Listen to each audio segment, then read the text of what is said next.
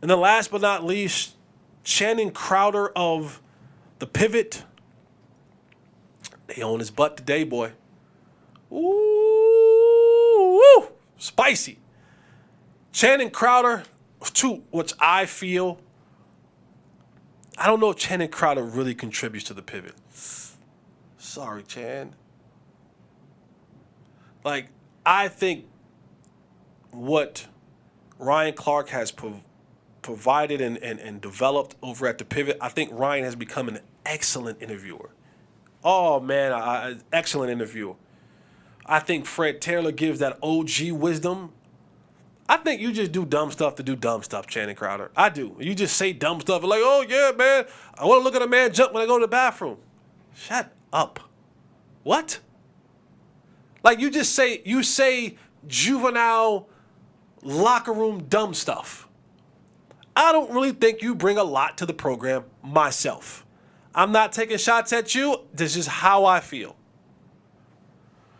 You just, to me, if you did not show up to an episode of The Pivot, think it'd go perfectly fine. Think they wouldn't miss you.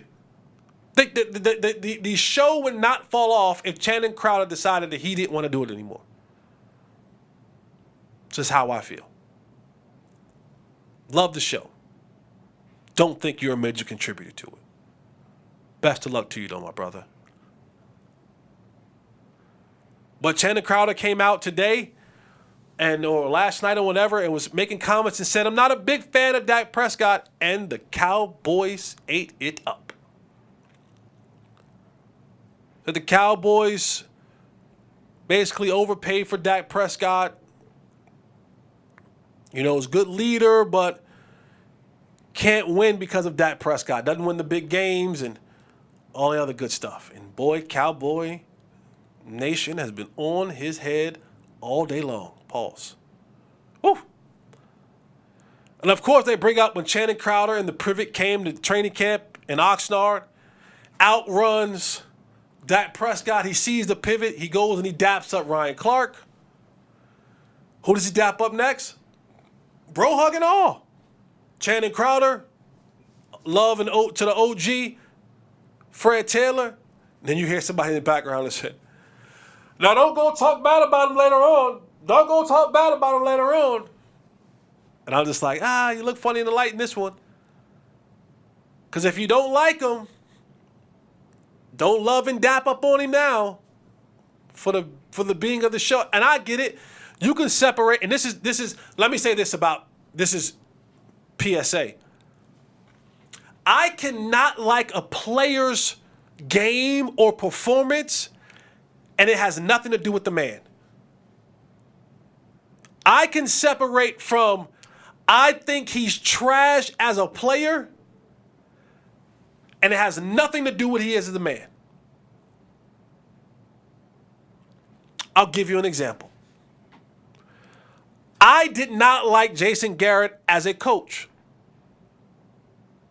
Does not mean I don't like him as a man. Didn't agree with his coaching styles, didn't agree with his coaching ways, how he handled situations. As a coach, I'm fine with him as a man. It's good to his wife, good to his kids, good to his community. So understand that you cannot like a player or a player's game. I'm not a LeBron James fan. I think he's a great man. I think LeBron is one of the best men roaming the earth. Don't necessarily like all that he did in his playing career as a player. I can separate the person from the player, and that's a real thing. So maybe Channing doesn't like the player, and that's fine. And he can still respect the man. I always want to make that distinguish or that delineation. A lot of people say, well, Mayweather, we don't like Mayweather as a man. Fine.